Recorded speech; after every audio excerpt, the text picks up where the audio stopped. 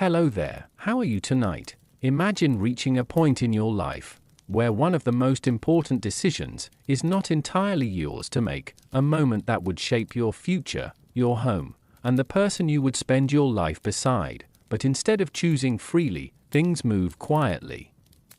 And often quickly, families become involved, expectations begin to form, and what feels personal slowly becomes something shared with others. At first, it may not seem unusual, just a conversation, an agreement, something that feels almost routine, but over time, you begin to realize this isn't simply about love, it's about responsibility, about stability, and about fitting into a world where roles were already defined.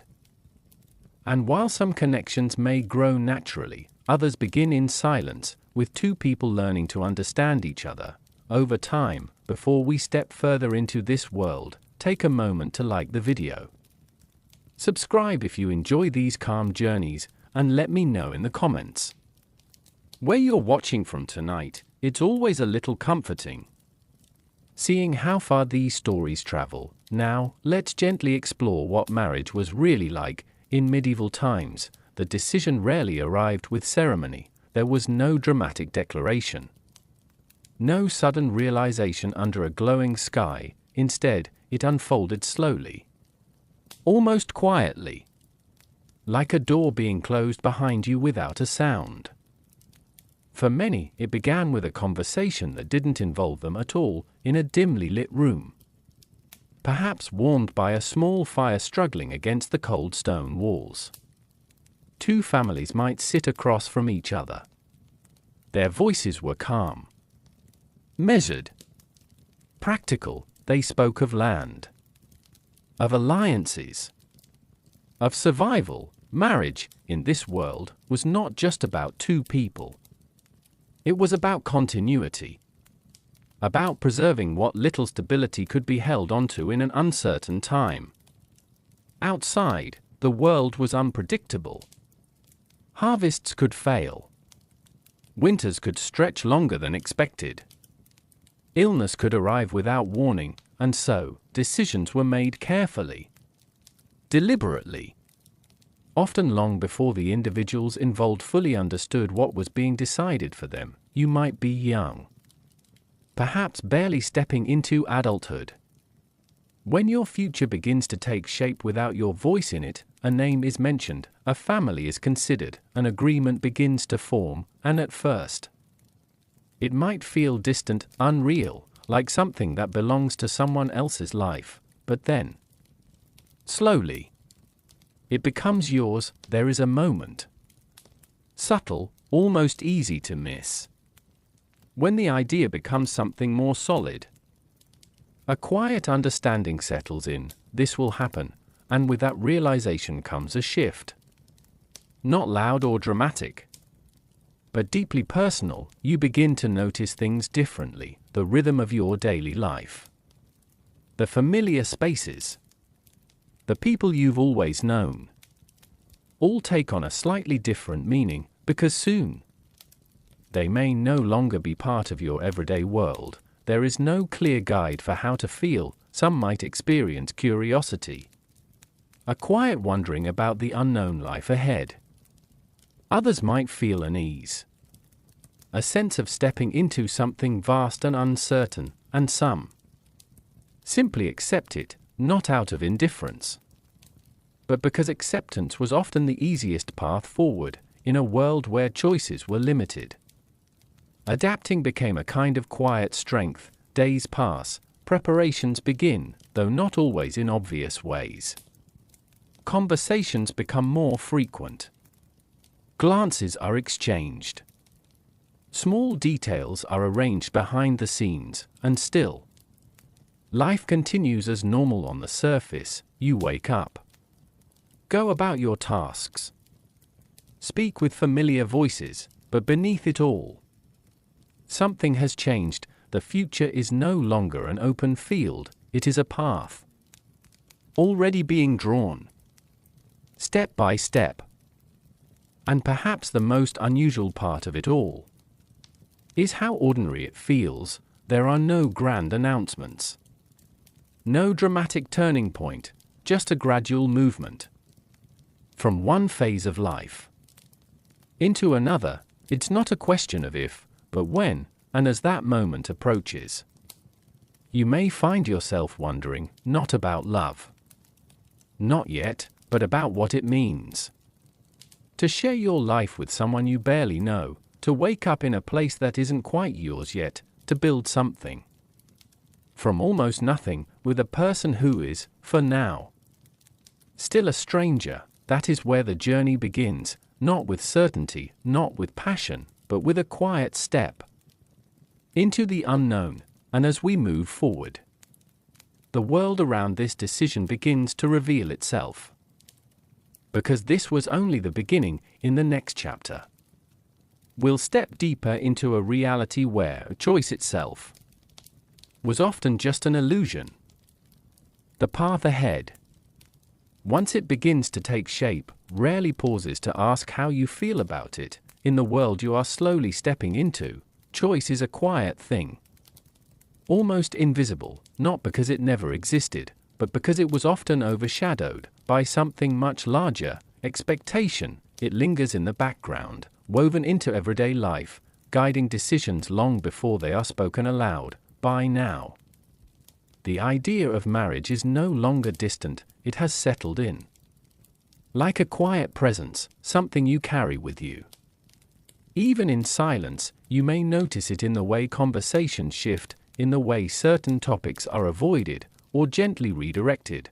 There are no direct questions.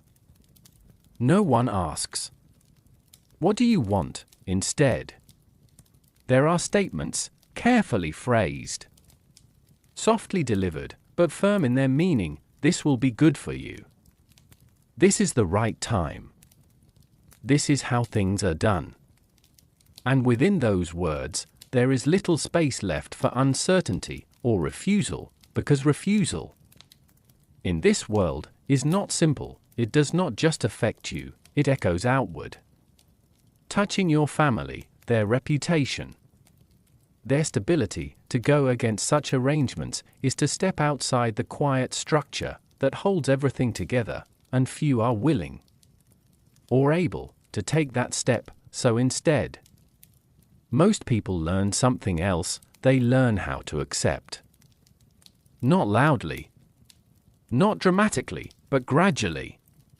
Almost gently, like adjusting to the darkness of a room after the light has faded. At first, everything feels unclear, uncertain, but over time, shapes begin to form, and what once felt unfamiliar becomes something you can navigate. Still, there are moments, small, fleeting moments, when the weight of it all becomes more noticeable. Perhaps late at night, when the world grows quiet, you find yourself wondering what it might have been like to choose differently, to meet someone without expectation, to speak freely, without consequence, to let something grow naturally. But those thoughts rarely stay for long, because morning always returns, and with it, the steady rhythm of reality, tasks to complete, roles to fulfill, a future already unfolding. The person you are meant to marry remains, for now, a distant figure, a name, a possibility, a presence that exists just beyond your reach. There may be descriptions passed along through others. They are kind. They come from a good family. They will provide stability. But these words, while reassuring, feel incomplete, because they do not tell you what it will feel like to sit across from them, to share a home, to build a life together. And yet, the decision moves forward. Regardless, there is a quiet inevitability to it, like the changing of seasons, or the slow fading of daylight. It does not rush, but it does not stop, and so you begin to prepare, not always in visible ways, but internally. You learn to set aside certain thoughts, to quiet certain questions, to focus instead on what is expected of you. This is not resignation. Exactly, it is something more subtle, a kind of adaptation, a way of finding steadiness within something you cannot control, and over time, this adaptation becomes a form of strength, because living in a world without full choice does not mean living without meaning. It simply means that meaning must be found in different places, in small moments, in quiet connections, in the slow understanding of another person who is walking the same path as you, even if neither of you chose it, and perhaps that is where something unexpected begins, not in freedom, but in shared experience, not in certainty, but in patience. As we move forward, the space between two strangers begins to narrow, because soon you may not just hear about this person, you may finally meet them, and in that moment, the unknown becomes real. By now, the shape of your future is no longer distant, it has edges. Structure, something you can almost touch, but if you look closely, you begin to notice something else. This path you're walking was never yours alone, it belongs just as much to the people around you. A family, in this world, is not simply a source of comfort, it is a foundation, a system of quiet agreements, unspoken responsibilities, and shared survival. And within that system, marriage becomes something more than personal, it becomes strategic, not in a cold or calculated way, but in a way shaped by necessity, because every decision carries weight beyond the individual. A marriage can strengthen ties, bring stability, or secure a future that might otherwise feel uncertain, and so families watch closely, they observe, they consider, they remember, not just who you are, but what you represent, your skills, your reputation, your place within the community. All of it matters, even the smallest detail can quietly influence what comes next. You may not see these considerations happening, they unfold in private conversations, in moments where you are not present, two parents speaking softly by a fire, a relative offering an opinion, carefully phrased, a pause before a decision is made, and yet, those unseen moments shape your life in ways you cannot fully control. There is a certain rhythm to it, nothing feels rushed, nothing feels forced, but everything moves with quiet intention, and within that movement, your role begins to shift. You are no longer just a son or daughter, you become a connection, a bridge between families, a way to strengthen bonds, or create new ones. It may sound distant, almost impersonal, but from their perspective, it is an act of care, a way of ensuring that you will not face the world alone, that you will have support, structure, a place to belong, even if the path there feels unfamiliar. There are moments when this realization settles in more deeply, perhaps during a gathering, where conversations drift just beyond your hearing. You notice glances exchanged between elders, a subtle nod, a quiet understanding, and suddenly, you sense that something has already been decided, not with finality, but with growing certainty, and though no one says it directly, you begin to understand your place within it. Still, families are not without emotion. There is warmth here, even within the structure. A parent may pause, just for a moment longer than usual, when looking at you, as if holding onto something that will soon begin to change, because they know this decision does not just shape your life, it changes theirs as well. Homes grow quieter, routines shift, the familiar presence you once held will gradually move elsewhere, and so, behind the practical conversations, there is something softer, something unspoken, a quiet awareness that life is moving forward. Even if no one says it aloud, you might feel it too, in small ways, a sense of being gently guided, rather than asked, a feeling that the path ahead has already been walked many times before, and now it is simply your turn. There is comfort in that, for some, a sense of continuity, of being part of something larger than yourself, but there is also a quiet distance, because within all this structure, there is still one question left unanswered. What happens when two lives, brought together by many hands, finally meet? Face to face, that moment is closer now, and when it arrives, it will not be shaped by families alone, but by something far more uncertain, the space between two strangers learning where they stand. Long before two people ever stand side by side, long before names feel familiar, or voices become known, something has already begun, quietly, almost invisibly. It starts not with emotion, but with timing. In this world, marriage is not something left to chance, it is prepared, considered, and often set into motion. Far earlier than one might expect, sometimes. Years before the moment itself arrives, a conversation here, a suggestion there, two families noticing one another, not in a dramatic way, but in passing moments, at gatherings, in shared spaces, through mutual connections.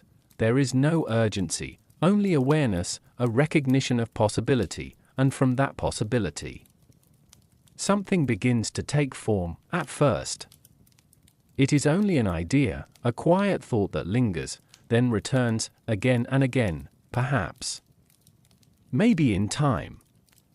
Nothing is certain, not yet, but even uncertainty can carry direction. You may be unaware of it entirely, going about your days, as you always have, unchanged, unconcerned, while somewhere, just beyond your reach, your future is being gently outlined. There is something almost distant about it, like hearing the faint echo of something that hasn't happened yet, and yet, it is already moving closer. Families begin to observe more carefully, small details start to matter, how someone speaks, how they carry themselves, the way they interact with others. These observations are quiet, subtle, rarely spoken aloud, but they are remembered, stored away, considered over time, because in a world built on stability, certainty is valuable, and so early arrangements are not rushed, they are shaped slowly, like something being carefully assembled piece by piece.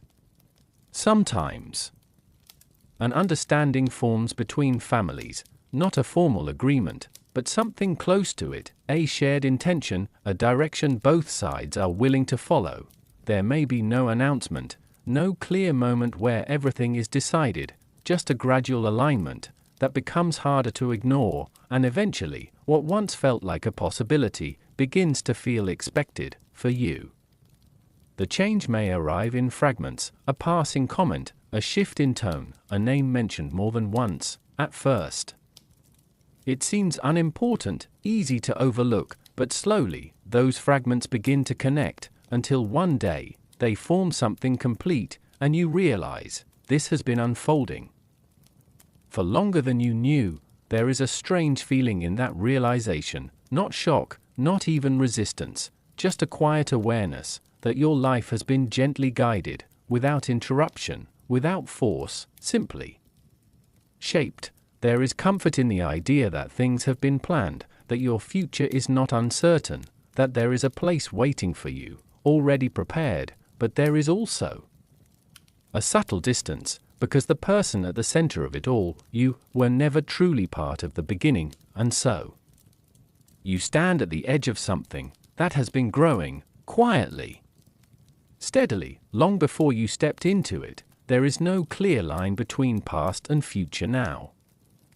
They begin to blend. What was once unknown now feels inevitable, and still everything remains calm, measured, unhurried, because in this world, there is no need to rush what has already been decided. Time moves differently here, slower, but with purpose, and as these early arrangements settle into place, another step draws near, a moment that shifts everything, from distant understanding to something far more real, because soon, you may not just hear a name, you may finally see the person who has been part of your story all along. By the time their name begins to feel familiar, you may already know that the moment is coming, not announced, not arranged with ceremony, just understood. There is a subtle shift in the air, conversations become shorter, more deliberate, glances linger a little longer than before, and somewhere within all of it, you begin to sense that something long prepared is finally about to take form. The meeting itself is rarely dramatic, no grand entrance, no sudden rush of emotion. Instead, it happens quietly, almost gently, perhaps in a shared space, a courtyard, a modest room, or a place where others remain nearby, but distant enough to give the illusion of privacy. You arrive aware of every small detail, the sound of your steps, the rhythm of your breath, the stillness in the air around you, and then you see them, for the first time, not as a name, not as an idea, but as a person, real, present, standing just a few steps away. There is a pause, a quiet moment where neither of you speaks, not out of discomfort, but because there is no clear beginning. How do you greet someone who may soon become the center of your life, when you know so little about them? The silence is not empty, it carries weight, curiosity, uncertainty, and something softer, harder to define. You may notice small things first, the way they hold themselves, the calmness in their posture, the slight hesitation before they meet your gaze. These details, simple as they are, become the first pieces of understanding. Words come slowly, carefully chosen, measured. You speak not to impress, but to navigate, to find a rhythm, a shared space, where conversation can exist without strain. Questions are gentle, answers often brief. There is no expectation of deep connection, not yet, only the quiet acknowledgement that this moment matters, that it is the beginning of something neither of you fully understands. Around you, the world remains still, voices in the distance fade into the background. Time feels softer here, slower, as if allowing you both a moment to adjust, to observe, to understand. There may be a sense of distance between you, not coldness, but unfamiliarity, a space that has not yet been filled, and yet, within that space, there is possibility, because for the first time, this is no longer about families, or arrangements, or expectations. It is about two individuals, standing face to face, trying, in their own quiet way, to make sense of what lies ahead.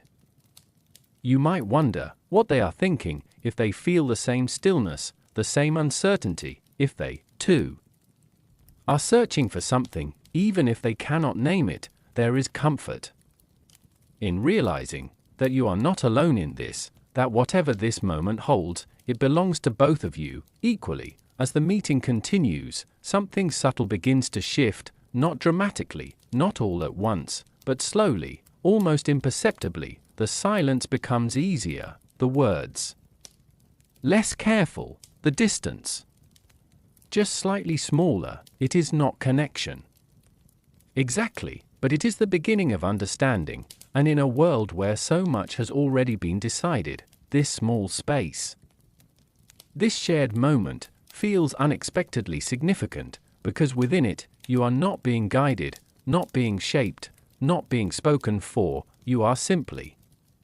present, together, and perhaps, that is where something real begins, not with certainty, not with emotion, but with awareness, a quiet recognition that the stranger before you will soon become part of your everyday life, your routine, your space, your future. And as that realization settles in, another thought begins to form, soft but steady. If this is where it starts, what comes next? When expectations begin to take shape. After the meeting, after that quiet exchange of glances and careful words, something changes, not suddenly, not in a way that can be easily seen, but subtly, like a shift in the air before evening falls. What was once uncertain, now begins to take form, and with that form, comes expectation. It doesn't arrive all at once, it builds slowly, layer by layer, until it becomes something you can feel. Even in stillness, there are no strict instructions, no long lists of what must be done, but there are patterns, ways of behaving, ways of speaking, ways of carrying yourself, that begin to matter more than before. You start to notice them in the way others observe you, in the quiet approval or gentle correction hidden within everyday interactions, a pause when you speak, a look that lingers just a moment longer, a subtle shift in tone. These are the signals, soft but clear. You are no longer just preparing for the future, you are being shaped for it. There is a certain calmness to it. Nothing feels rushed, nothing feels forced, and yet everything moves forward. You may find yourself adjusting without realizing it, choosing your words more carefully, holding your posture a little steadier, becoming more aware of how you are seen, not out of fear, but out of understanding, because now, you are not only representing yourself.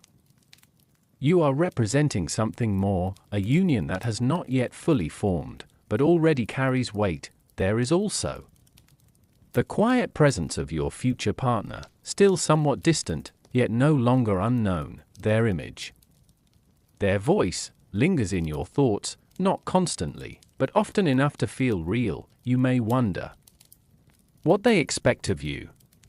Not in detail, but in feeling. Will they be kind, reserved, distant, or understanding? These questions remain unanswered, and yet, they shape your anticipation around you.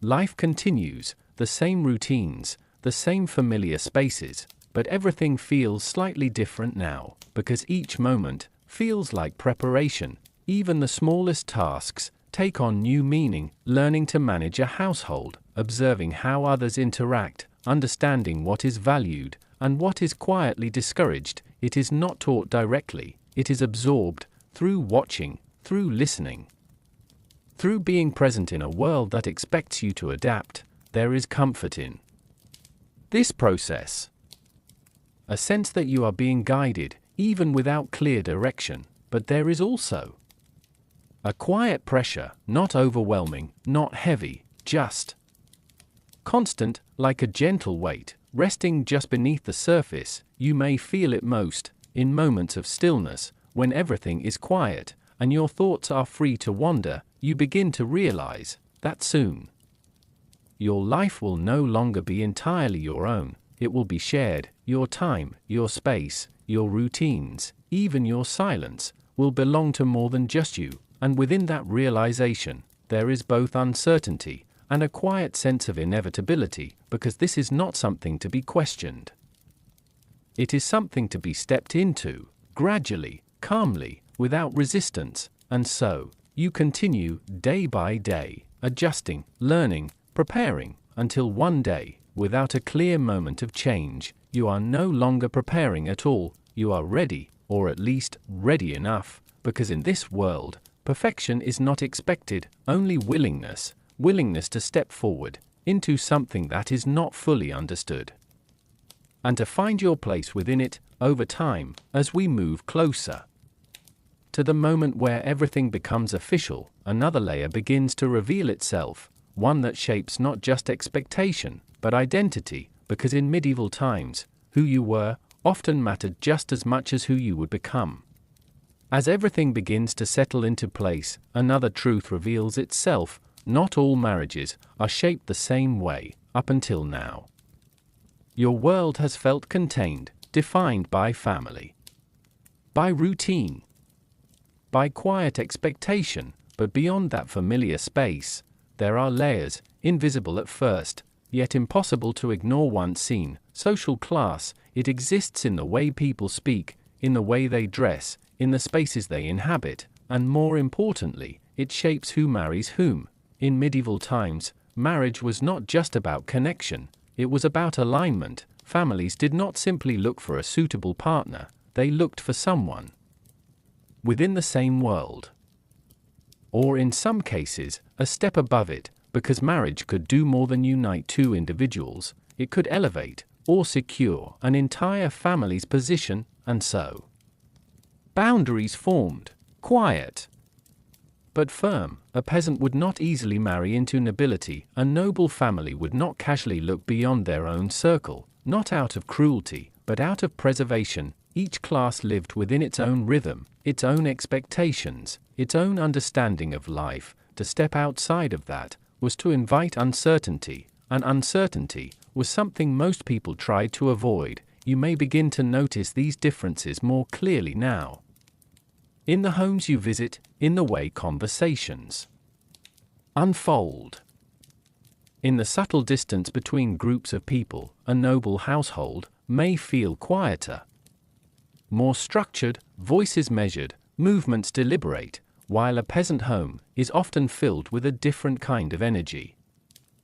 Busy, grounded, shaped by daily survival, neither is simple, neither is easy, but they are different, and those differences matter, because they influence everything that follows: what is expected from you, how you will live, what your days will look like. Once marriage begins, if your match is within your own class, there is a kind of familiarity, a shared understanding of life. But if there is distance, even a small one, it introduces something new: adaptation, a need to adjust, not just to a person, but to an entirely different way of living. This realization can be quiet, but significant, because it adds another layer to everything you've already begun to accept. You are not only stepping into a relationship, you are stepping into a structure, a place within a larger system that existed long before you and will continue long after. There is comfort in that, a sense of belonging, of knowing where you stand, but there is also a certain stillness, because within that structure, movement is limited, roles are defined, expectations are clear, and once you step into them, they rarely change. Still, not everything is rigid. There are moments, small and quiet, where individuality finds space, in the way someone speaks softly, instead of formally, in the way a glance lingers, just a moment longer than expected. These moments, subtle as they are, offer something different, a reminder that even within structure, there is still room for something personal. As you begin to understand your place within this layered world, the path ahead becomes clearer, not easier, but more defined, because soon you will see these differences not just from a distance, but from within, and when that happens, the contrast between lives becomes impossible to ignore. Now that you've begun to understand the quiet divisions of the world around you, those invisible lines of class and expectation, something else becomes clearer. These differences are not just ideas, they are lived every single day, from the moment morning arrives to the stillness of night. Life, in medieval times, can feel entirely different, depending on where you stand within it. If your path leads you into a peasant life, your days begin early, before the light fully settles. Across the land, there is a certain rhythm to it, steady, unavoidable, deeply connected to the earth itself. Work is not separate from life, it is life, the sound of tools against soil, the quiet movement of animals, the weight of daily tasks that must be completed. No matter the season, there is little room for pause, but there is familiarity, a sense of knowing what each day will ask of you, and within that routine, there can be a kind of quiet comfort, even if it is demanding, even if it leaves little space for anything beyond survival. If your path leads elsewhere, into a noble household, the rhythm changes. Not necessarily easier, but different. Your days may unfold within stone walls, where the outside world feels more distant. The work is less physical, but no less structured. There are expectations of behavior, of presence, of maintaining a certain image. Time moves more slowly here, but it is carefully observed. Every gesture, every word, carries weight. Silence often speaks more than conversation, and while there may be more stillness, there is also a different kind of pressure. One that is not tied to survival, but to perception, to how you are seen, to how well you fit within the role you've been given. As you begin to imagine your future, you may find yourself somewhere within these two worlds, or perhaps standing between them, and that space can feel uncertain, because it asks something more of you, not just to live, but to adjust, to observe carefully, and learn quickly. The difference between these lives is not always obvious at first glance. Both carry responsibility, both demand endurance, but the nature of that endurance is not the same. One is shaped by the physical world, the other by the social one, and both require a quiet kind of strength. You may begin to wonder what your days will look like, what your mornings will feel like, when they no longer belong only to you. Will they be filled with movement, constant and grounding, or with stillness, carefully measured and observed? These questions linger, not with urgency, but with quiet curiosity, because the answer is already beginning to take shape, not through your own choosing, but through everything that has come before. And yet, within both lives, there are moments that feel the same, moments that exist outside of class, a shared silence at the end of the day, a brief pause before sleep, a quiet glance exchanged. Without words, these moments, small as they are, offer something steady, something human, a reminder that beneath structure, beneath expectation, there is still a shared experience of living, of adjusting, of learning.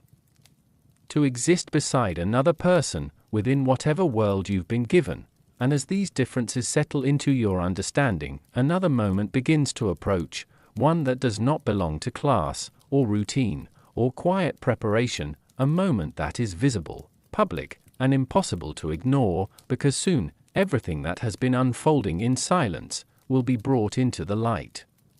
By the time the wedding arrives, something has already changed, not in a sudden way, not in a dramatic transformation, but in a quiet acceptance that has slowly settled into everything around you. The preparation is no longer just preparation, it is now movement toward an event that feels both expected and strangely distant.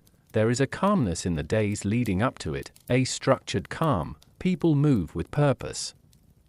Yet nothing feels rushed. Clothing is prepared, spaces are arranged, details are carefully adjusted, but beneath all of it, there is an unspoken awareness that something permanent is about to begin. You may not fully understand it yet, but you can feel it. In the way conversations grow softer, in the way people pause slightly longer before speaking, in the way attention turns toward you.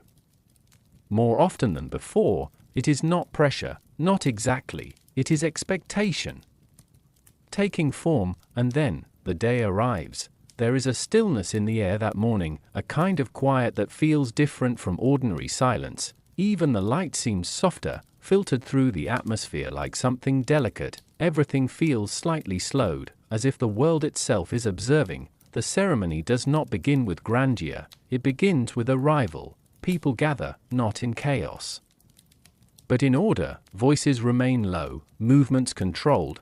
There is a sense that everyone understands their place within this moment.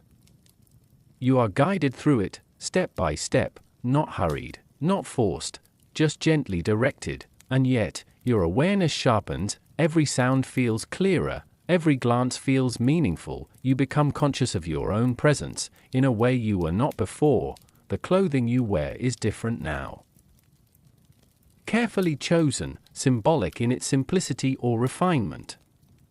Depending on your place in the world, it is not meant to impress, it is meant to signify a transition, a passage from one stage of life into another. When you finally see your partner again, it is in this setting, not as a stranger, not as an idea, but as someone standing within the same moment as you.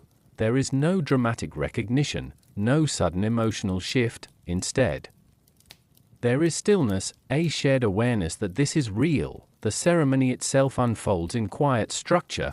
Words are spoken, not loudly, but clearly. They carry weight not because of volume, but because of meaning. Promises are made, not in the way modern stories often imagine them, filled with emotion and certainty, but in a way that feels grounded, practical, yet significant. The kind of promises that are not just about feeling, but about responsibility, about continuity, about building something that will last beyond the moment itself. As the words are spoken, you may find your thoughts drifting, not away from the moment, but deeper into it.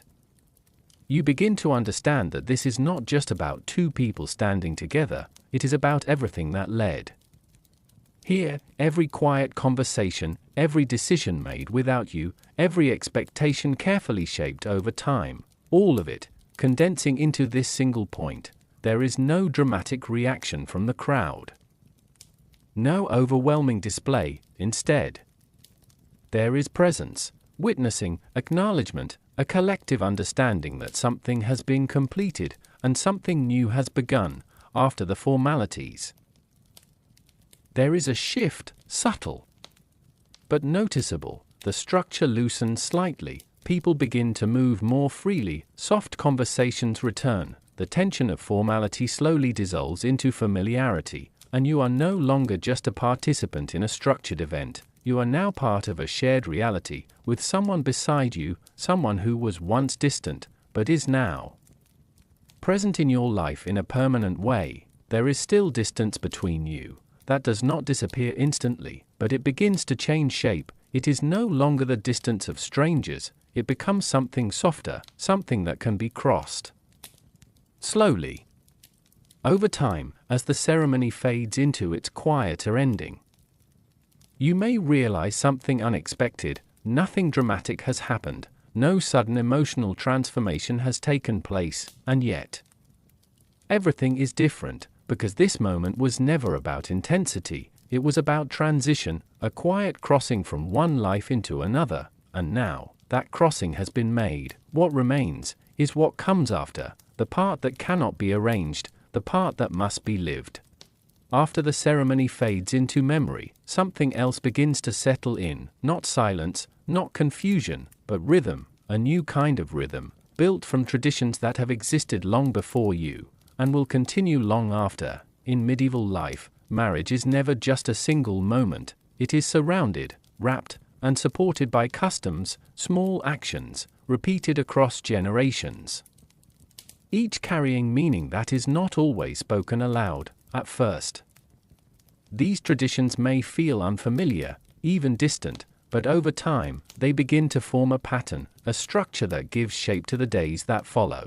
There are rituals of greeting, ways of addressing one another, subtle expectations in behavior that guide interaction without needing explanation. You learn them slowly, not through instruction, but through observation, through watching others, through quiet correction, through repetition, and soon, what once felt uncertain becomes natural. Meals, for example, are no longer just moments of eating, they become shared spaces of quiet awareness, where presence matters more than words, where silence is not empty, but structured.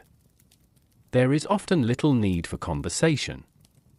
Instead, there is rhythm, the sound of movement, the placement of objects, the passing of time measured in small gestures. Even greetings carry weight, a slight nod, a pause before speaking, a carefully chosen word. These are not random, they are learned, inherited, refined over generations until they become instinct. You may notice how people around you follow these patterns effortlessly, as if they were born into them, and in a way, they were, but for you, it takes awareness, attention, a quiet effort to understand what is expected.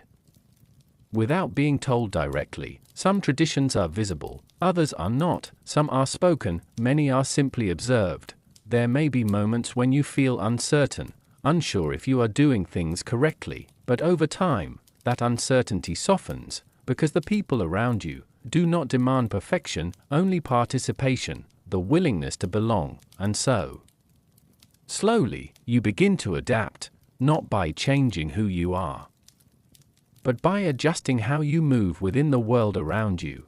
There is comfort in this structure, a sense that nothing is random, that even the smallest action has meaning attached to it, but there is also something quieter beneath that comfort, a feeling that individuality is no longer the center of attention. Instead, it exists within boundaries, defined, but not erased. Traditions also extend beyond daily life. They appear in moments of gathering, in shared celebrations, in times of rest or reflection, each event carefully shaped by customs that have endured for generations. There is little room for improvisation, but there is space for continuity, a sense that you are participating in something larger than yourself, something that existed before you arrived, and will remain long after you leave. And within that realization, there is a subtle shift. You begin to understand that marriage in this world is not only about two people, it is about connection between families, between histories, between expectations that stretch far beyond the present moment. Even personal gestures begin to take on shared meaning, a simple act of kindness, a moment of patience, a quiet acknowledgement. These are not just personal choices. They are part of a larger pattern, and yet, within all this structure, life does not feel entirely rigid. There are still moments that feel spontaneous, a shared glance during a quiet evening, a small, unplanned conversation, a brief moment where nothing is expected at all. These moments stand out precisely because they are not part of tradition. They feel personal, unwritten, and in those small spaces, something begins to grow, not loudly, not quickly, but gradually. As you move through these customs, day by day, you begin to see how they shape not only behavior, but understanding, because tradition, in this world, is not just repetition, it is memory, carried forward, and lived again. And as this rhythm settles around you, another layer quietly approaches, one that is less about structure, and more about the private world within it, the life that begins, not in ceremony, but inside the home itself. After tradition settles into rhythm, after ceremonies fade into memory, something quieter takes its place, daily life, not dramatic, not symbolic, just continuous. This is where marriage in medieval times truly begins to reveal itself. Inside the household, time feels different. It is no longer measured by moments of significance, but by repetition, morning light through narrow windows, the sound of movement in wooden rooms, the faint crackle of a fire that never fully disappears. Everything begins again, and again, and again. There is a structure to the day. Even if it is never formally spoken, tasks unfold in familiar patterns. Spaces are shared, yet quietly divided. Not by walls, but by habit, at first. There is awareness of another presence nearby, someone who is no longer a stranger, but not yet fully familiar either. You learn them slowly, not through grand conversations, but through small observations, the way they move through a room, the timing of their silence, the way they respond without speaking too much, and they learn you in the same way. There is no instruction manual for this, no guide for how two lives should merge inside the same space, only time and attention. Meals become one of the few structured shared moments, not always spoken, but experienced together, the sound of utensils, the soft rhythm of eating, the quiet presence of someone across from you. At first, silence dominates, not uncomfortable, but uncertain, like two separate worlds learning to exist within the same room. But over time, something subtle begins to change. The silence becomes familiar, less heavy, more natural. There are days when interaction is minimal, not out of distance, but out of routine, each person absorbed in their role, their responsibilities, their part of maintaining the household. And yet, there are also moments, small ones, unexpected ones, a shared glance during a quiet task, a brief exchange while passing in a corridor. A moment where words almost happen, but don't. These moments carry more weight than they seem, because they are not planned, they are not expected, they simply occur. And in those moments, understanding begins to grow, not quickly, not dramatically, but steadily. The household itself becomes a kind of quiet world, defined by its boundaries, its routines, its rhythms. Outside life feels distant here, almost secondary. What matters most is what happens within these walls, and within them, two lives begin to align, not perfectly, not instantly, but gradually. There are adjustments, small ones at first, then deeper ones over time, a change in how space is shared, a shift in how tasks are divided, an unspoken awareness of each other's presence. Nothing is forced, everything develops through repetition, through living the same days side by side. There is comfort in this structure, a sense that nothing is uncertain, that each day will follow the same familiar path. But there is also something quieter beneath it, a subtle realization that familiarity does not always mean closeness, and closeness does not always arrive quickly. Sometimes it takes time, a long time, and yet, within that time, something begins to form, not love in its sudden, dramatic sense, but something slower, something built from shared silence, shared space, shared existence. The household becomes more than a place, it becomes a process, a quiet shaping of two lives, into something that can exist together, not perfectly.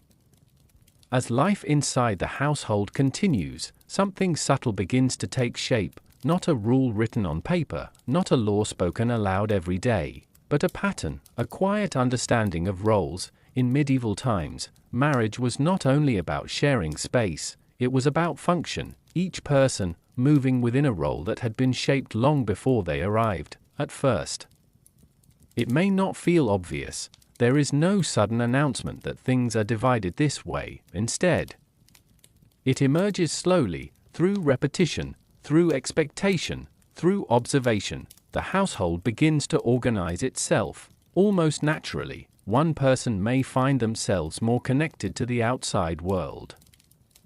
Work beyond the home, responsibilities that involve trade, land, or protection, interactions that stretch beyond the walls of daily life. The other, more closely tied to the interior space, the rhythm of the home, the maintenance of daily life, the careful continuation of what already exists. But these are not strict separations in emotion, they are practical divisions, ways of ensuring that life continues without interruption. And yet, within these roles, there is humanity, because roles do not erase presence, they shape it.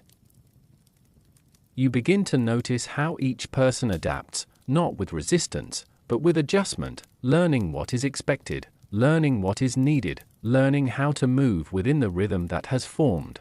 There is a quiet coordination that develops over time, not always spoken, sometimes not even acknowledged, but present in small actions, a task completed without request, a moment of understanding without explanation.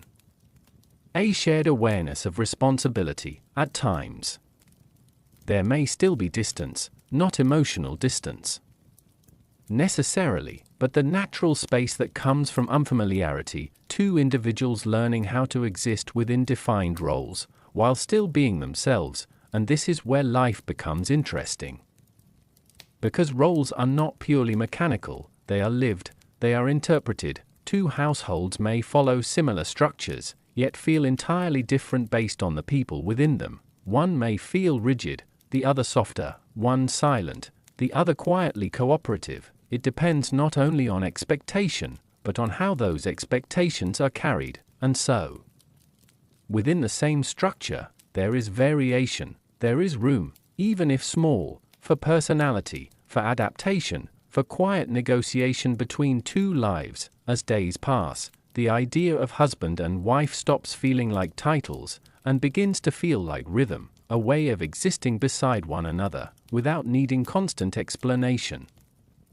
But understanding this does not happen quickly, it unfolds slowly, through repetition, through shared time, through lived experience. There are moments when roles feel clear, simple, defined, and other moments when they blur slightly.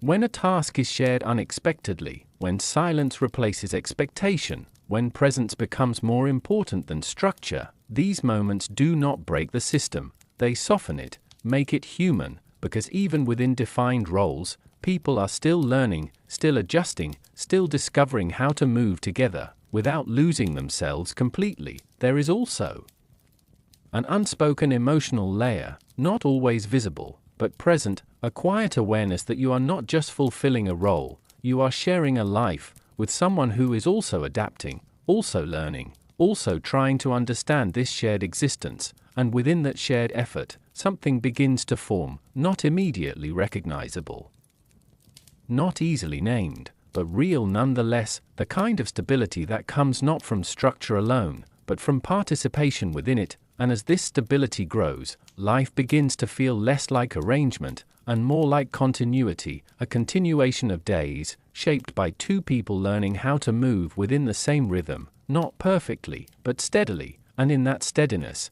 the household becomes more than structure. It becomes experience. Even as life settles into rhythm, something less visible begins to reveal itself, not conflict, not separation, but distance, a quiet kind of distance that does not come from space between people, but from time and understanding, or the lack of it. In medieval marriage, two lives are brought together, but not always fully aligned at the beginning. There is structure, there is routine, there is shared space, but emotional understanding.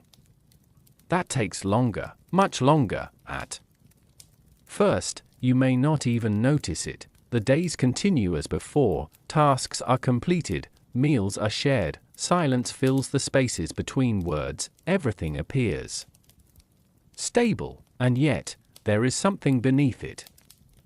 A subtle awareness that the inner world of the other person is still partly unknown, not hidden deliberately, but simply unspoken. You learn what they do, but not always what they feel, and they learn the same about you.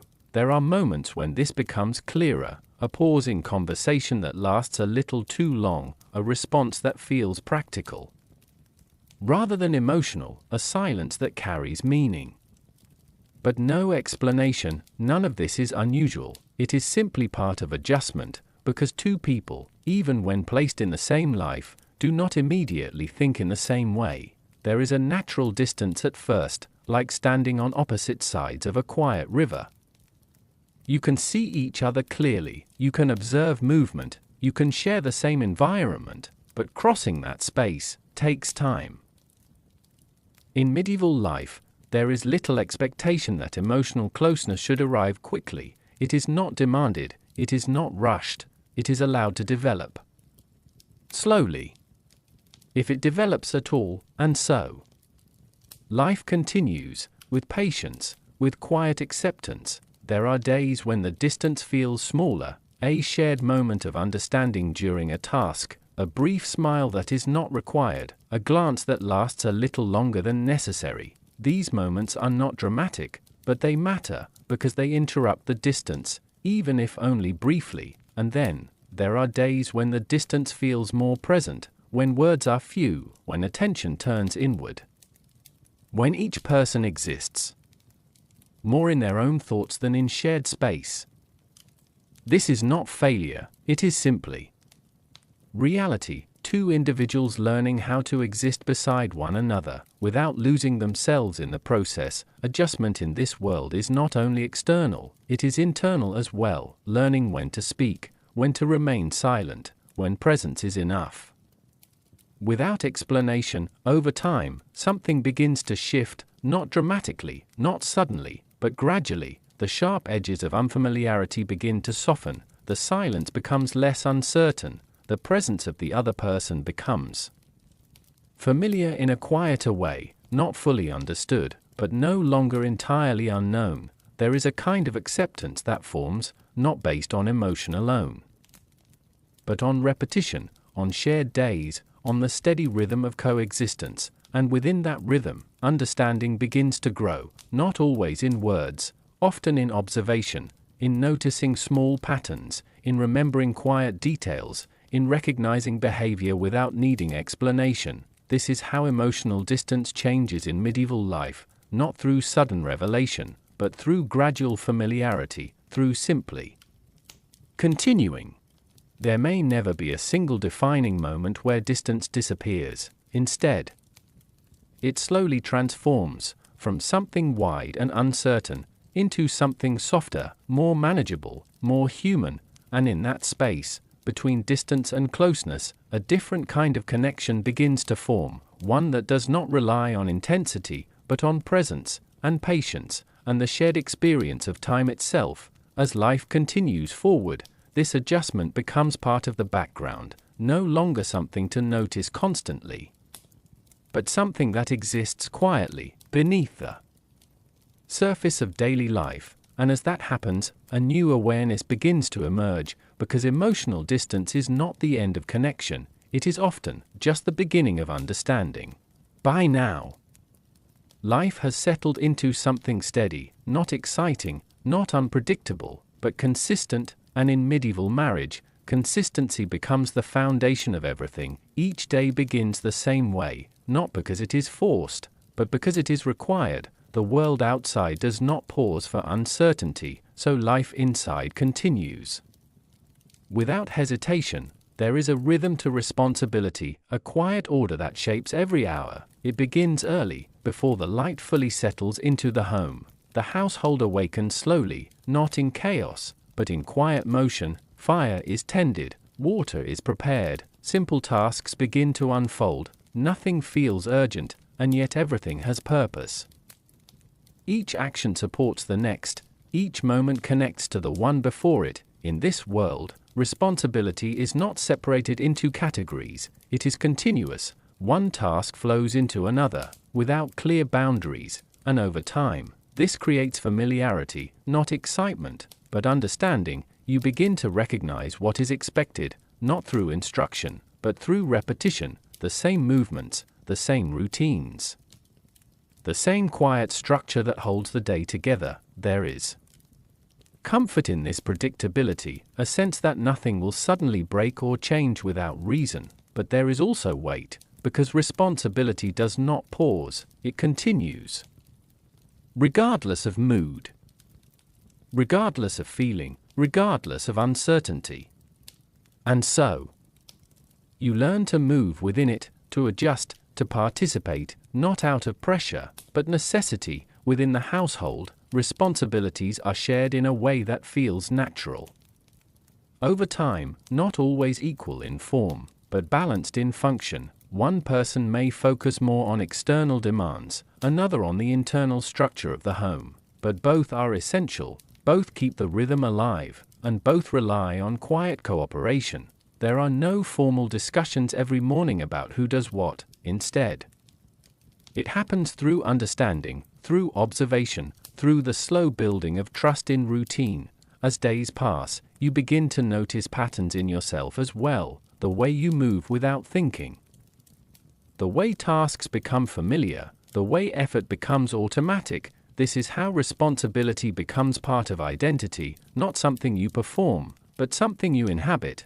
There are moments of pause, but they are rare, and often brief. A short break in the middle of the day, a moment of silence in the evening, a shared stillness before sleep. These moments feel different, because they are not filled with expectation, they are simply present, and in those brief pauses, awareness returns of the life being built, of the roles being lived, of the person beside you, sharing the same rhythm. There is no need for constant conversation. In fact, much of daily life exists without it.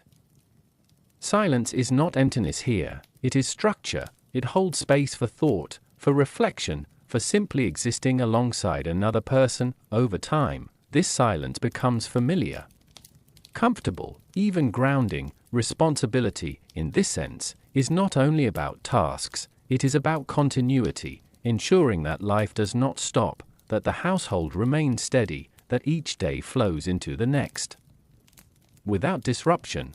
And within that continuity, something subtle develops, not always noticeable at first, but present, a shared rhythm between two people who are learning how to move through the same structure without stepping on each other's pace. It is not perfect, it is not always smooth, but it is steady. And in medieval life, steadiness is often more important than change, because change is rare, and uncertainty is something most try to avoid. So instead, life continues, responsibility after responsibility, day after day, until what once felt unfamiliar becomes simply life. And within that life, something deeper begins to take shape, not through grand moments, but through repetition itself. Even as daily life becomes familiar, something larger continues to exist around it. The household is never truly isolated, it is always observed, not directly, not constantly, but quietly. Through the eyes of society, in medieval times, a marriage is not only a private arrangement, it is a visible position within a community, and with that visibility comes expectation. People notice, even the smallest changes, how you behave in public, how you speak when others are present, how you carry yourself outside the safety of your home. These things begin to matter in a different way, not because they are written rules, But because they are understood norms, there is an unspoken agreement within society. Everyone has a place, and each place carries expectations. To step outside those expectations is not impossible, but it is noticeable, and in a world where reputation holds weight, being noticeable can change how you are seen, so people learn, slowly, carefully, how to exist within these boundaries, not always out of fear, but out of awareness, because society in this world is not distant, it is close. It is woven into daily interactions, a neighbor's glance, a brief comment. In passing, a moment of silence that feels slightly longer than usual. These small things carry meaning, even when no one explains them, and so life begins to adjust outward as well as inward. It is no longer just about how the household functions, it is about how it appears, how it is perceived, how it fits into the wider structure of the village, or town, or estate. There is a certain weight to this awareness, but it is not always heavy. Sometimes it feels like guidance, a way of understanding what is expected. Without needing direct instruction, you begin to recognize patterns in how others behave, and slowly, those patterns become part of your own behavior. There are moments when society feels distant, when the household feels like its own small world. At markets, at gatherings, in shared spaces where people meet and observe one another, and in those moments, you become aware again of how you are seen, not as an individual alone, but as part of something larger, a household, a marriage, a role within a structure. This awareness shapes behavior in subtle ways, not dramatically, but consistently. Words are chosen more carefully in public, expressions are moderated.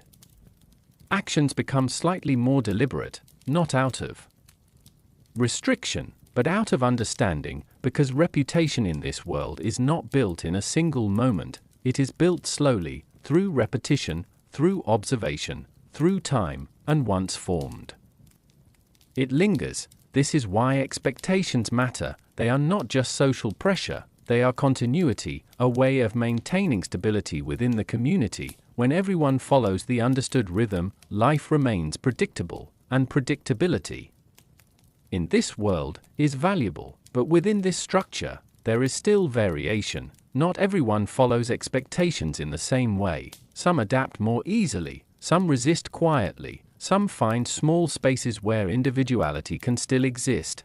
These differences are not always spoken about, but they are noticed, and sometimes quietly accepted, because society is not a single voice, it is many voices layered together, some strict, some flexible, some indifferent, and within that mixture, people learn how to navigate, how to exist without standing too far outside the pattern.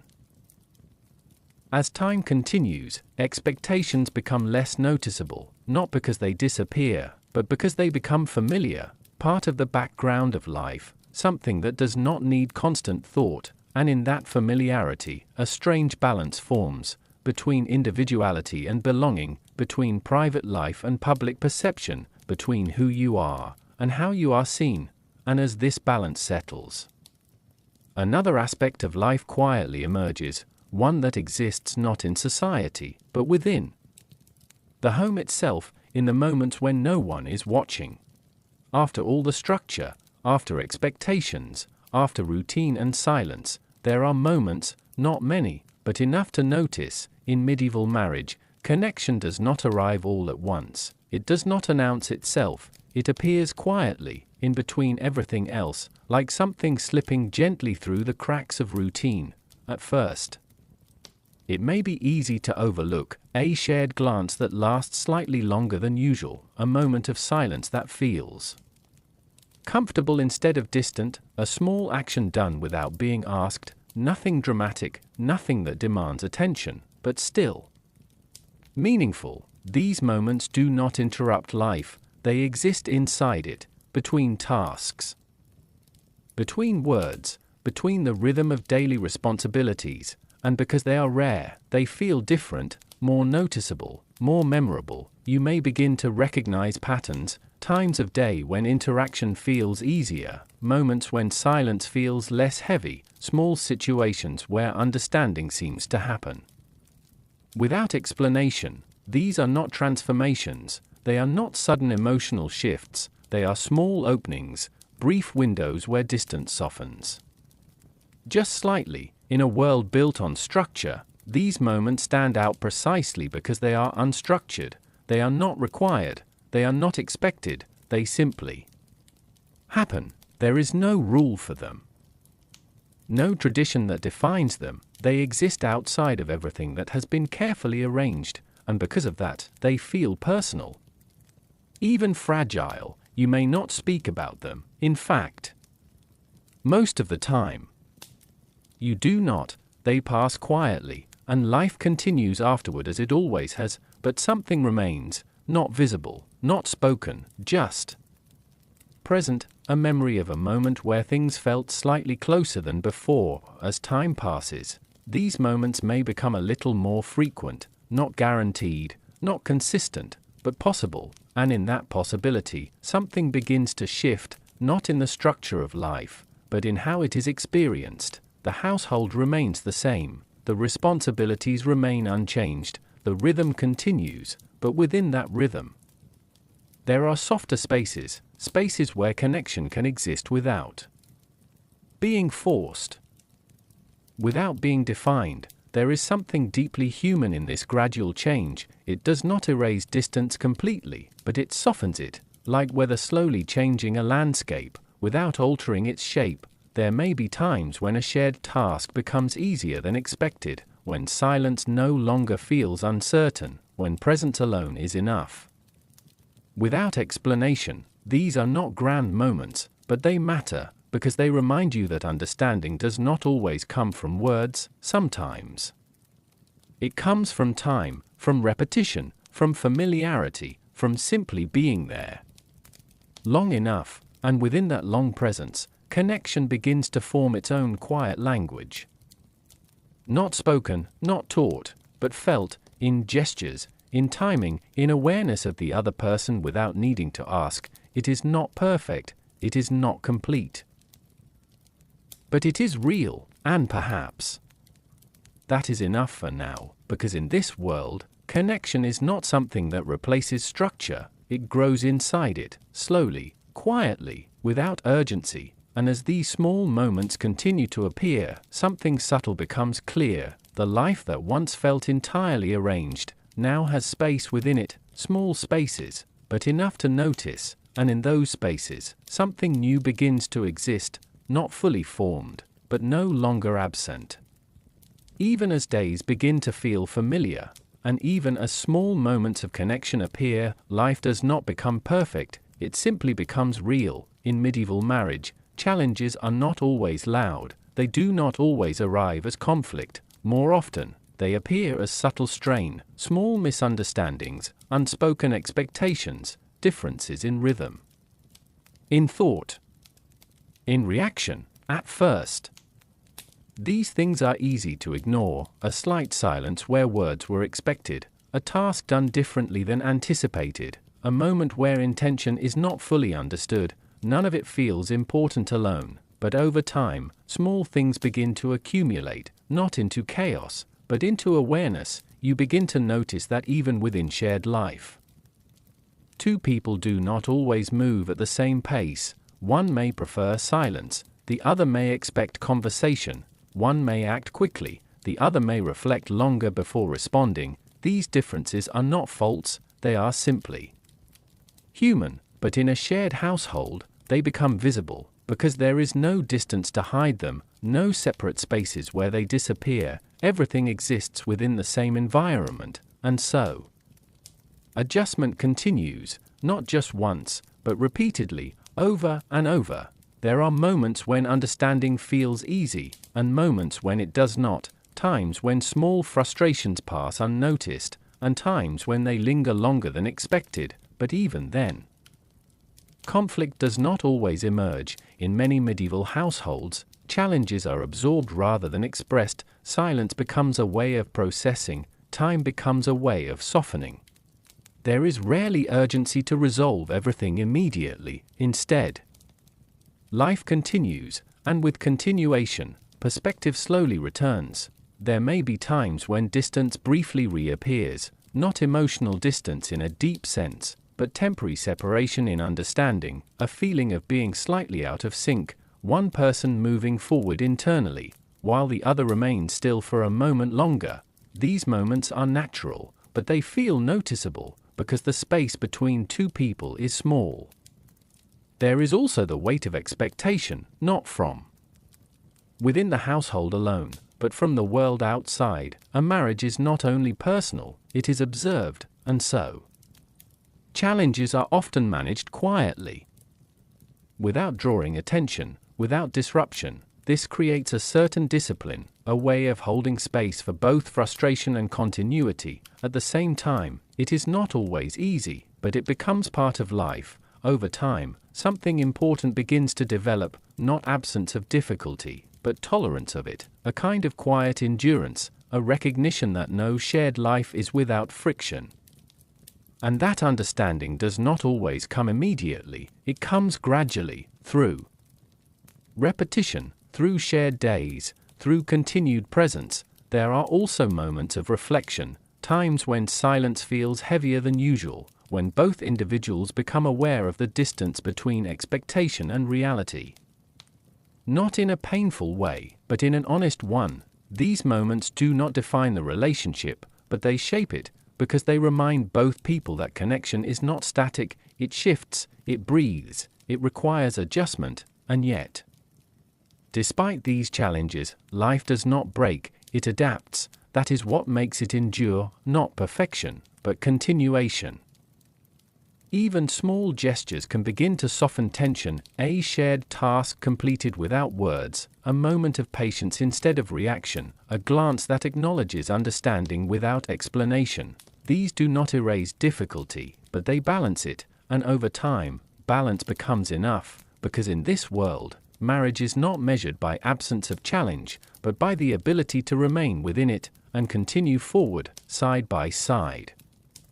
Even when understanding is incomplete, even when silence feels uncertain, even when distance briefly returns, and as life continues in this way, something subtle becomes clear. Challenges do not separate two people living together, they reveal how they continue to exist together, despite them. After challenges soften into routine, something new begins to emerge within the household. Life, in medieval times, does not remain centered on the couple alone for long. It expands, quietly at first, then unmistakably. Family life is not treated as a separate stage of marriage, it is part of it, a continuation of it. Children are not introduced as a sudden change in direction, but as a natural extension of what already exists. The household, once defined by two lives learning to share space, begins to shift in rhythm, not abruptly, but steadily. At first, there is anticipation, a subtle awareness that the structure of daily life may soon change. Responsibilities begin to feel slightly different. The household feels as if it is preparing, even before anything visibly changes, and when children enter the picture of life, the atmosphere of the home transforms in quiet ways, not through disruption, but through adjustment. There is more movement now, more sound, more unpredictability woven into the previously steady rhythm, and yet the structure remains. Daily life continues, but now it carries a different weight, one that is less about routine alone, and more about care. Responsibilities shift again, not away from what existed before, but layered on top of it. There is still work to be done, still structure to maintain, still expectations from the outside world.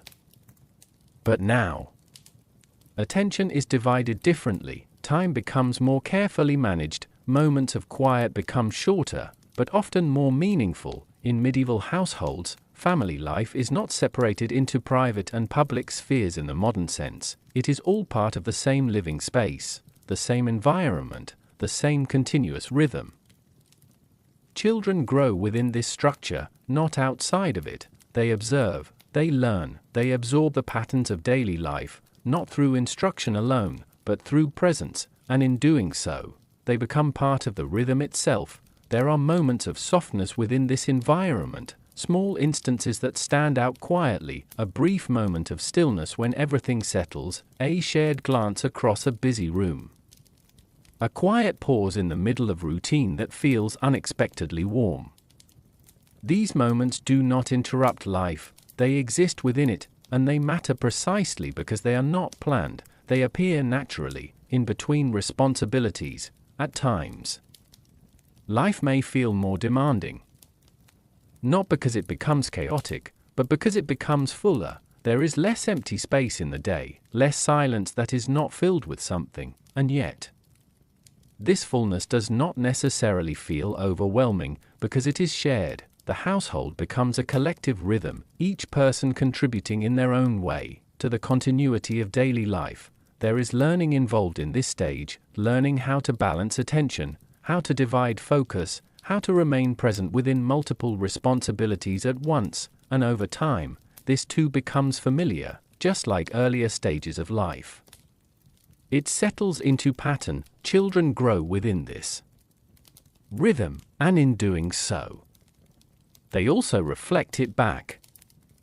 Their presence changes the atmosphere of the home, not loudly, but steadily. They bring movement where there was stillness, uncertainty where there was predictability, and warmth where silence once dominated. But they also bring responsibility, a deeper one, because now, the household is not only maintaining itself, it is shaping what comes next, and in medieval life, this continuity is central. Life is not seen as isolated moments, it is seen as a chain, each generation connected to the next, each household contributing to something larger than itself. By this point, life has already unfolded through many stages: expectation, structure, adjustment, distance, routine, and family, and yet, one question remains quietly in the background: what did love actually mean? In medieval times, not the way it is spoken of today, not as sudden emotion, not as constant intensity, not as something expected to appear immediately between two people. In this world, love is not always the starting point. More often, it is something that may grow later, or quietly never be named at all. At first glance, this may feel difficult to understand, because modern ideas often place love at the center of marriage, as its foundation, as its reason. But in medieval life, the foundation is different. It is stability, it is survival, it is continuity, and within that structure, love, if it appears, does so slowly, not as a sudden spark, but as something that forms through time, through shared days, shared responsibilities, shared silence. It is not always loud, it is not always spoken. In fact, it is often recognized more in actions than in words, a consistent presence, a steady willingness to remain, a quiet understanding that develops without explanation. There are moments when it is easy to mistake absence of expression for absence of feeling, but in this world, expression and feeling are not always aligned. People do not always speak about emotion directly, not because it is unimportant, but because it is not always the language used. Instead, meaning is carried through behavior, through reliability, through patience, through continued presence even when life is ordinary. Love, in this sense, is not defined by intensity, it is defined by endurance. There may be households where affection is visible in small gestures, a shared task completed without complaint, a moment of understanding during silence, a brief softness in interaction after long routine. And there may be others where emotion remains mostly unspoken, but neither is considered unusual, because love is not measured in the same way it is today. It is measured in continuation, in how life is maintained together, in how two people remain within the same rhythm. Over time, as years pass, familiarity deepens, and with familiarity comes recognition, not always dramatic, but steady. You begin to understand another person not through sudden revelation, but through repeated observation, the way they react to difficulty, the way they handle routine, the way they exist when nothing significant is happening. and in those ordinary moments, something quietly forms, not always acknowledged, but present nonetheless. There is also acceptance. A key part of medieval emotional life, acceptance that relationships do not always begin with love, and that love does not always need to be spoken to exist. This acceptance creates space for connection to grow in its own time. Or to remain quiet and still. Neither is seen as failure. Both are part of lived reality, and so love becomes something less defined and more experienced, a feeling that may not have a single name, but is recognized through continuity, through shared existence, through the simple fact of remaining. There are moments when it becomes almost visible, not in dramatic gestures, but in subtle ease between two people who have shared enough time to no longer question each other's presence. A silence that no longer feels uncertain, a routine that no longer feels separate, a life that no longer feels divided into two halves, but even then, it remains quiet, not declared, not performed, just lived, and perhaps that is what makes it feel different from modern expectations. It does not demand recognition, it does not insist on definition, it simply exists in the background of daily life, as part of everything else, and as this understanding settles, the story begins to move toward its final reflection, not about structure, not about roles, but about what remains after everything has been lived. After everything, after structure, expectation, distance, responsibility, and quiet connection, life does not end in clarity, it ends in reflection, because in medieval times, marriage is not something that is ever truly completed. It is something that is lived, day by day, year by year, moment by moment, that often feel too ordinary to notice while they are happening. By now, you have seen how it begins, not always with choice, not always with emotion, not always with certainty, but with arrangement, with family decisions, with social expectation, with quiet acceptance of a path that is already forming before it is fully understood. And yet, what begins in structure does not remain only structure. Over time, life enters, not dramatically, but steadily, through routine, through shared space, through repetition so constant that it begins to feel like nature itself. There were days of silence that felt uncertain at first, days of distance that felt wider than expected, days of responsibility that never paused, and there were also moments, small ones, almost forgettable on their own, but meaningful when seen together. A shared glance that lasted a second longer than usual, a task completed without being asked, a silence that no longer felt heavy, but familiar. None of these moments changed everything at once, but together they shaped something else, a life that is not defined by a single emotion, but by continuity, because in this world, continuity is everything. There is no expectation that every marriage must begin with love as it is understood today. There is no requirement that emotion must be immediate or overwhelming. Instead, there is time, and time does something different here. It does not rush meaning, it reveals it, slowly, sometimes so slowly that it is almost invisible while it is happening, but later, when looked back upon, it becomes clearer that what seemed like distance was actually adjustment. What seemed like silence was actually understanding forming without words.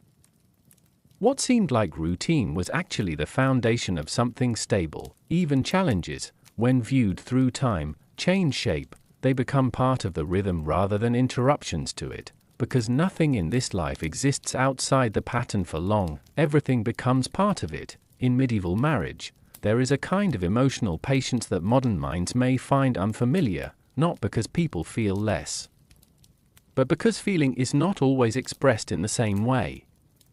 Emotion is often embedded in action, in presence, in responsibility carried over time, in the decision to remain within the same life. Even when everything is not perfect, and perhaps, that is where meaning quietly forms. Not in declarations, not in dramatic moments, but in endurance, in the shared act of continuing. As years pass, what once felt like two separate lives begins to feel less divided, not fully merged, not identical, but aligned, a rhythm that two people learn together. Slowly. Through living, there is something deeply quiet about this transformation, because it does not announce itself, it simply becomes reality, one day. You notice that silence is no longer uncomfortable, that routine no longer feels empty, that presence no longer feels unfamiliar, and in that realization, there is understanding, not sudden, not overwhelming, but steady, like something that has been forming all along without needing attention, family life, responsibility, tradition, expectation. All of these remain, they do not disappear, but they become part of a larger whole, a life that is not defined by single moments, but by accumulated time, and within that time, something human exists, not always labeled, not always spoken, but present, a shared existence that carries its own meaning, even when it is quiet, even when it is ordinary, even when nothing seems to be happening at all, because in medieval life, nothing happening is still life being lived, still days passing, still decisions being made, still people learning how to exist beside each other within the limits of their world, and as this reflection deepens, you begin to see something subtle. That marriage, in this time, is not a single emotional story. It is many small stories layered together, some spoken, some silent, some remembered, some forgotten, but all part of the same continuation. There is no final moment where everything becomes perfectly clear, no single point where understanding is complete. Instead, there is only awareness that life was always unfolding, even in its quietest parts, even in its most ordinary days, and as the final image of this world settles, it is not a moment of conclusion that remains, but a feeling that somewhere, in the repetition of days long past, lives were being shaped slowly. Without noise. Without spectacle. Without certainty, just time and presence, and the quiet unfolding of existence itself, and maybe, as you think about it now, you start to wonder, how many other lives, in other times, were shaped in exactly the same way, without ever being noticed while they were happening, and that thought does not end the story, it simply leaves it open.